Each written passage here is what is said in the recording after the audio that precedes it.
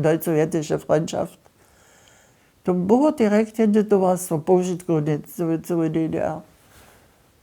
To si dobiam samostavnoč, to si dám przykład, że Jezus, ja še mam ten całą łuk pokazał, a ten całą urkundę, mój muž na taki haufen urkundą, my też się już a ten całą znamieżkę, Julia, Pestalozzi, a medaille, a taki cajk. A potem była domowiecka zgromadzizna, myśmy usta na zgromadzizny chodzili. A ten stronska zgromadzizna jakoś miesiąc była po paniu szuli. A już oni są byli stroniani, byli szuli. Uczerju, wiele nie są byli stroniani.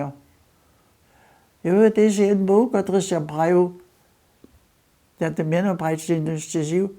Ich bin parteiloser Kommunist, a když se započalo přeměnit všetko, učitelské svý diskusia byla, volby studie dobuč a tak dále, tam praví, ich bin ein Sympathisant der CDU. To jsou také, jednož pračka skokus může člověk měnit, no?